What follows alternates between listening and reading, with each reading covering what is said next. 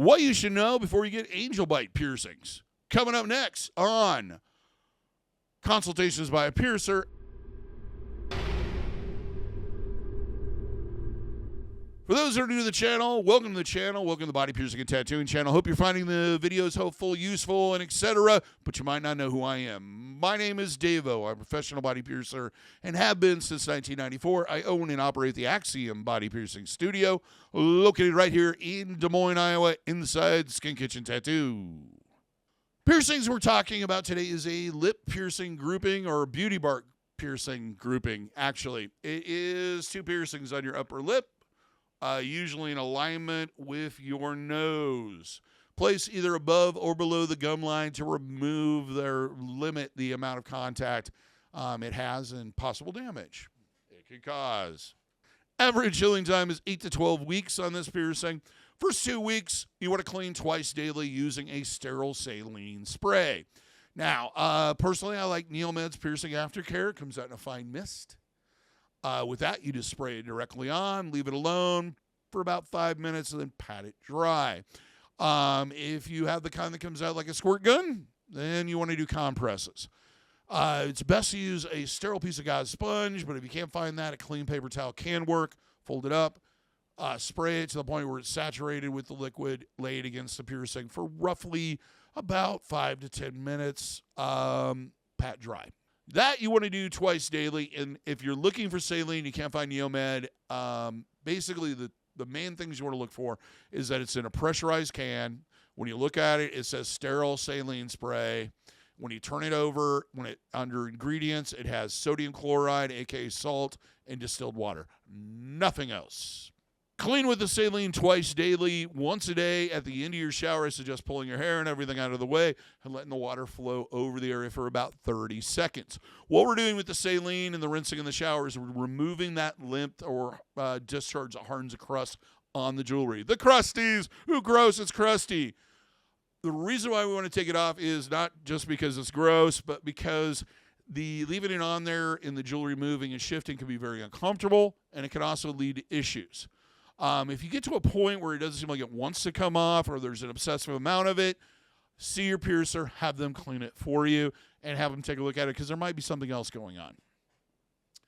The other thing I suggest for only the first 2 weeks is to rinse twice daily with a alcohol-free antiseptic mouthwash. Personally, I like Biotine antiseptic twice daily for about 30 seconds.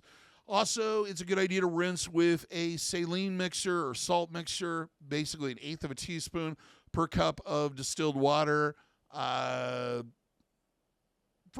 roughly 2 to 3 minutes once or twice a day. Now, those you only need to do for the first 2 weeks. After 2 weeks, you can stop doing the rinsing.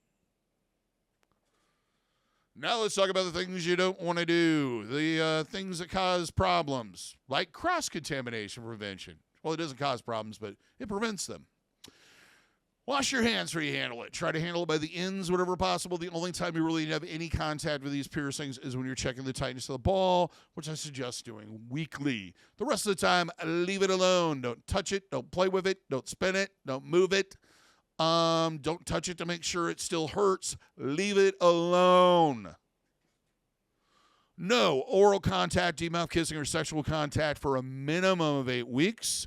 You are more acceptable to STIs even after the piercing is healed. So if you switch partners, practice safe sex the way you're supposed to. Do not stick unclean objects in your mouth like dirty fingers, pen caps, toothpicks, ink pens, sticks you found on the ground, chew toys.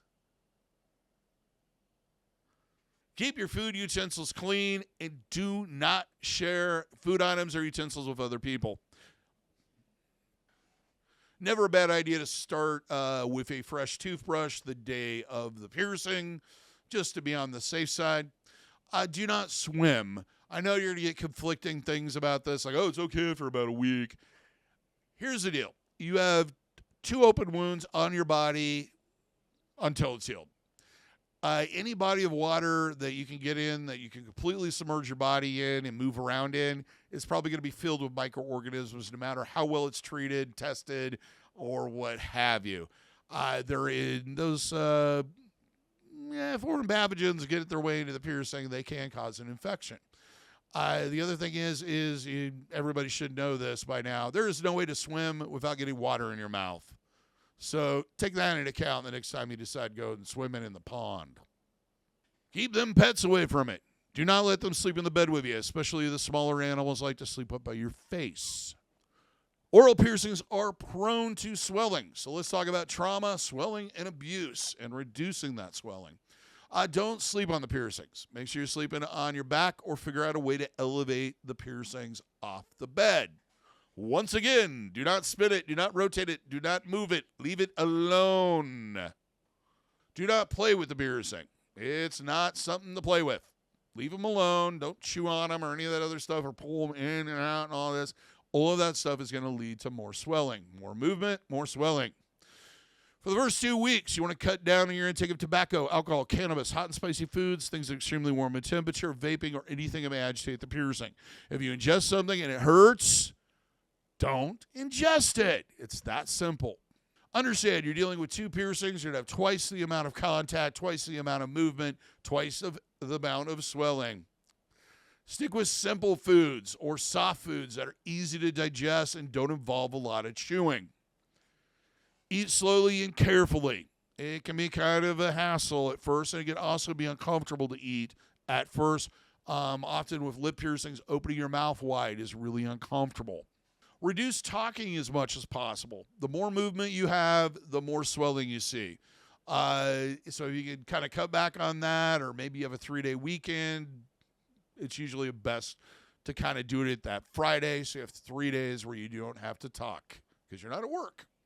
First 3 to 5 days, it's always a good idea with oral piercings to be on a soft food diet. Things like yogurt, smoothies, ice cream, meal replacement shakes, like nutritional shakes, baby food, applesauce. Anything that's not going to involve a lot of chewing is your best option, especially if it's a cold item, because that's also going to help with the swelling.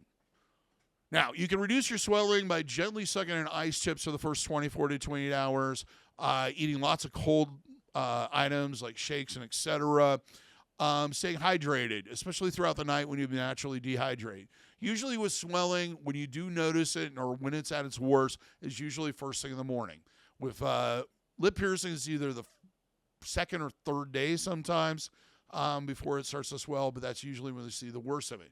If you can get up throughout the night and keep yourself hydrated, it reduces the amount of swelling you'll see first thing in the morning. Now, if you've never had any issues with over-the-counter anti-inflammatories such as ibuprofen, and you're not on any medications that may react badly to it or have health conditions, and when in doubt, check with your doctor, they can help a little bit with the swelling. And one final thing you can do to help with swelling is sleep with your head elevated above your heart. That will reduce the amount of blood traffic in the area and reduce the amount of swelling. Once that swelling is completely gone down, you can work your way onto solid foods.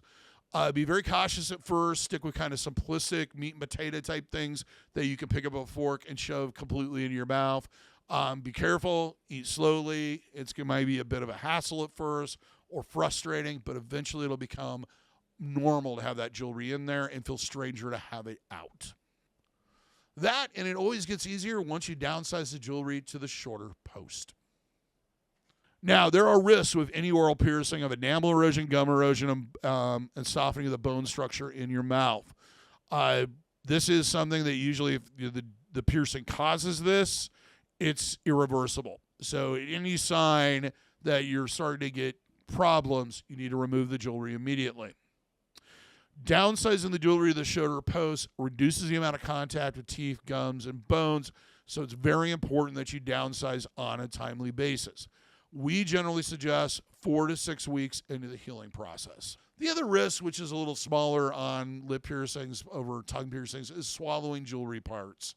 It's important to check the tightness of the ends just to make sure that they don't fall out if you have a mouthful of food and then it goes down without you even noticing it. Now let's talk about placement, angle, and jewelry. Placement on these is usually exactly perpendicular to the edges of your nose. It's done on the upper lip. We usually will do it above the gum line to limit the amount of contact it has with your front teeth or the possibility of it catching. They can be done below the gum line also. It really depends on your anatomy more than anything else, what's going to work best. Now, to match the distance, we match it with the edge. Understand that your face is not perfectly symmetrical. So one side's a little droopier than the other side in most cases. We're trying to give the appearance that they match. So when you're looking at the piercings, look at them up close, of course, and then look at them at arm's length. Most people are not going to see you from this length. They're going to see you from arm's length or further, unless they're close talkers. Now, these are done with Labre Studs. I don't suggest using any other type of jewelry. I know there's this real popular thing of putting J bars in it and various other things and L bars, and then putting a stud or a spike or cone at the end so it looks like you have fangs. I'm not a fan of that because it's going to have a lot of contact with your teeth, and you definitely don't want to do that when it's initially getting pierced. And I know this is about the 18th time I've said this, but do check the tightness of the ends. Also, downsizing the shorter posts in 4 to 6 weeks. Go to your piercer and have them do it. They have the proper tools to do it, unless you have them at home. Pain and experience. Most people say on a scale of 1 to 10, this is between a 2 and a 4. Of course, understand that doing one and then the other one, sometimes the second one will be a little more uncomfortable. If you do them in one session, you always have that option. If you want to do one side, heal it out, and then do the other side, that's always a possibility too if you're really concerned about that. Now, when we pierce these, we pierce from the outside inward. Usually I personally clamp the area when I do it. Then we push or take the forceps off, push the guide pin through with the threading, thread on the Labre stud, push it back through, clamp with a set of hemostats, unscrew the guide pin, thread on the end, and there's your uncle. We're done.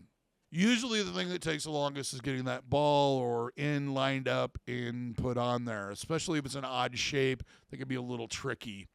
But otherwise, this is a very quick and not very uncomfortable piercing to get done. Depending on your piercer's mint size, having their hands in your mouth might be a little uncomfortable. Not really as bad as at the dentist. I don't know. Dentists, they tend to dig all around all over the place. But you'd be prepared that there's going to be some pulling, yanking, and kind of movement of the area during the piercing or jewelry insertion. Now, afterwards, you're going to have a little bit of throbbing and aching that'll last a few minutes. Usually these don't bleed a lot. It varies from person to person. One thing that can cause the bleeding is that guide pin is usually tapered. So depending on how comfortable they are having it close to the inside, it may be thin for a little while and leave an empty space in the piercing for it to bleed a little bit. But usually these aren't too bad at all. Let's talk about anatomy. Most people have the anatomy to do this. The biggest concern would be the amount of contact or how close that upper lip is to your gums or teeth, or how pronounced they are and how close they are. The other thing would be is if there's really enough space up there to do it properly. But a majority of people can get this one done based on their anatomy.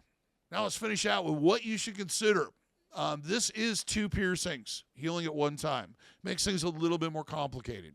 If that seems like too much work for you, you can space them out to one side, then the other side. This will affect eating and drinking and talking and everything else. Plan ahead. Get that soft food diet in the cupboard and fridge and everything else and stocked up and ready to go so you don't have to run around and get it. If you have any situations where you do a lot of talking or are required to, try to either reschedule that or pierce after that event, or if you have some time off from work. Downsizing, always important. One of the leading causes of issues with oral piercings is people not going to the shorter jewelry. It's very important that you downsize the shorter jewelry on a timely basis to reduce the amount of contact and movement the piercing has. Upcoming dinners and events, like I said earlier, it's best if you're in that situation where you have something like a wedding coming up and you're going to have to give a speech. Wait, don't get pierced 2 days before that. Either get pierced far in advance or after. Another thing is travel in vacations. If you are planning on traveling out of your home area or you're planning a vacation, it may be best to either get this well in advance so that it's healed by the time you go on vacation, or to wait until after the vacation is over and then get it done. Mainly why is because you can't control how clean the environment is. You may be exposed to new pathogens you've never been exposed to and may not have an immunity for, and you're probably going to want to swim. So it's usually best, and then there's the stress of taking care of it, and et cetera. It's usually best to just wait until afterwards. And lastly, hobbies, sports, and employment. If you are involved in any type of activity that is organized and involves a dress code, or you work somewhere where there's a dress code, you need to discuss your piercing before you get it done. Don't just get it done and walk in and expect them to go, yeah, it's so-and-so, that's okay. The other thing is there's no way to hide these, especially during the healing process. Yeah, if you have, let's say you work somewhere and you're not sure about it, talk to the person in charge, get their opinion on it. Don't just show up and then be mad because they sent you home or told you had to take it out. Same thing with competing or being in a play.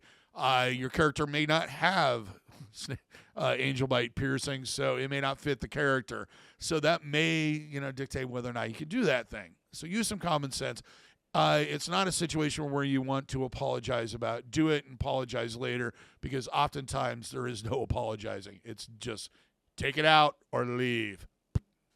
Well, that's all I have to say about angel bites. Till next time, here's hoping all your piercings heal with ease and without a single issue. And if you're in the Des Moines, Iowa area, I hope to see you for your body piercing needs in the future. Have a good day, everybody. Take care, and check out this other video.